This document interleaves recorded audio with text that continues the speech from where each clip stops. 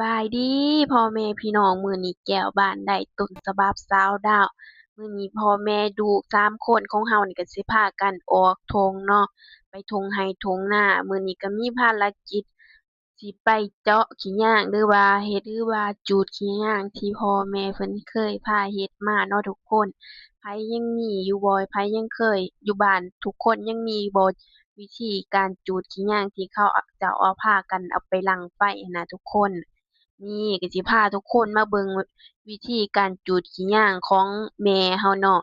มื้อนี้แม่เพิ่นก็ชวนพากันออกทงหรือว่ามาทงไร่ทงนาคือเก่าพี่น้องเอ้ยมาจูดขี้ย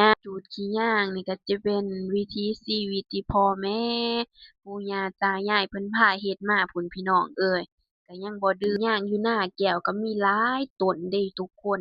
ปัจจุบันนี้ก็ยังอยู่ประมาณ4-5ต้นอยู่ พอได้ป้าเฮ็ดกระบองไว้รังไฟหลายเติบอยู่เนาะพุ่มไม้น้อยๆที่ข้างๆต้นสะแบงของเรานี่ก็จะเป็นต้นหมักสมมิกพี่น้องที่เขาเจ้าพาเอาไปกินกับป่นกับแจ่วหรือว่ากินกับก้อยกับลาบแบบที่พี่น้องคนลาวเราอาจจะรู้ๆกันว่าเอาไปกินกับก้อยกับลาบกับป่นกับแจ่วก็แซ่บเนาะ รสชาติมันก็สิออกเป็นสีส้มๆเนาะทุกคนต้นหมากสมมิกนี่ก็จะเอายอดอ่อนๆหรือว่าใบอ่อนๆมันเนาะกินกับป่นกับแจ่วกินกับหยังก็แซ่บพี่น้องเอ้ยเวลาที่หิวข้าวแห้งๆอะเนาะแก้วก็เป็นคนหนึ่งที่มักกินยอดหรือว่าใบสมมิกมันก็สิแซ่บกินกับป่นกับแจ่วเวลาที่บ่มีอิหยังกินก็พอได้ประทังชีวิตไปหลายเนาะหลังจากอีแม่ที่เพิ่นตักขี้ยางเสร็จเรียบร้อย อีแม่เพิ่นก็สิทำความสะอาดต้นยางหรือว่าโพรงยางที่เราจะจูดในมื้อนี้กันเนาะหลังจากที่แม่เพิ่นทำความสะอาดแล้วอีแม่เพิ่นก็สิเกี่ยมจูดกันเลยพี่น้องวิธีการจูดขี้ยางของอีแม่เพิ่นนี่ก็เป็นเทคนิคอันหนึ่งความสามารถอันหนึ่งของเพิ่นเด้ก็สิพากันมาให้ทุกคนได้เบิ่ง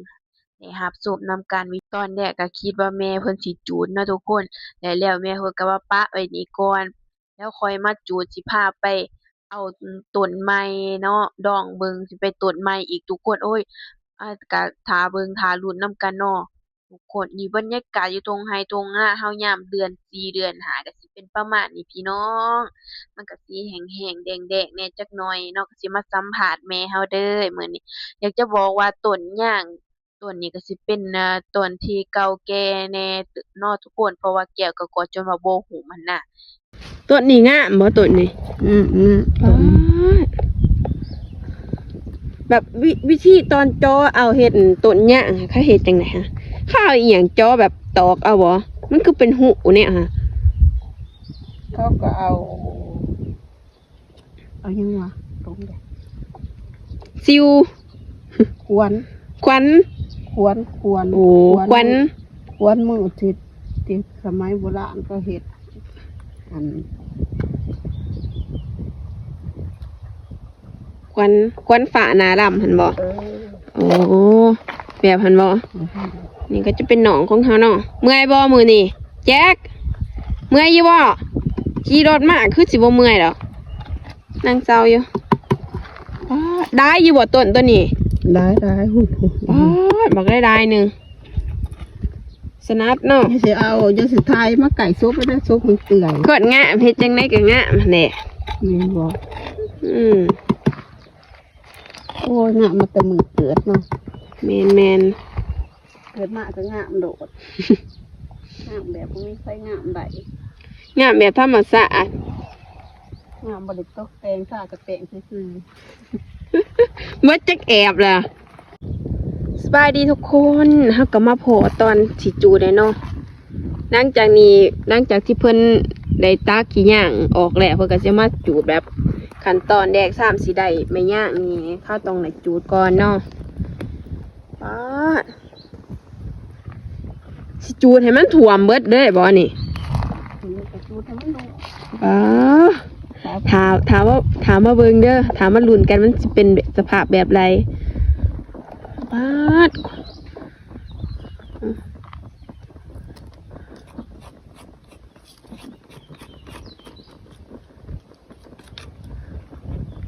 โอ้ยทุกคนเบิ่งสุดเจ้า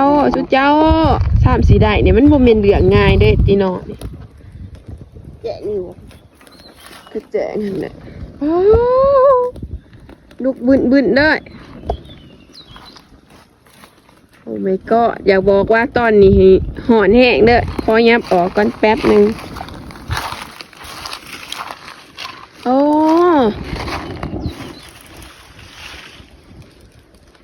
วันนี้ก็เกี่ยมบ่วันนี้เกี่ยมแม่นบ่ ลูกเพิ่งแต่ไปเกี่ยมไปหมดแล้ว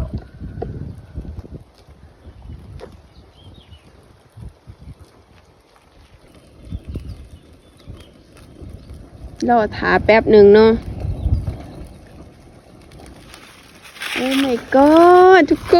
นแบบอึ้งมากเลยอึ้งมากอีดีมันก็จะรับมันก็จะหมดคือจูดข้าวเดียว สูตรเพิ่งว่ามันเหี่ยม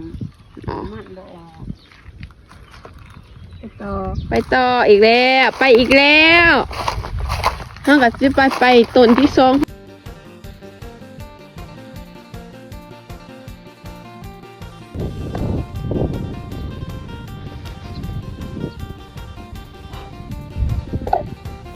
เดี๋ยวนี้เขาสิพาทุกคนไปเบิ่งอันนี้ก็รอ ก็ไปต่อก็แบบนี้เรามาดูบนมาเลยถ้าคนไปซื้อเลย สิพาไปเบิ่งอีพอเป็นขืนกกบางเงี้ยเนาะทุกคนจะมาเห็ดนุนเห็ดปอกมอน หยัดมอน มาหยัดมอนหยัดเสือนอนก็ได้ดูกุนบุญอีกแล้วเกี่ยมรับเนาะวันนี้เนาะเครื่องรับเพิ่นกับบ่อยากเนาะใบไม้ใบยังเนาะ ใบบา ใบหวา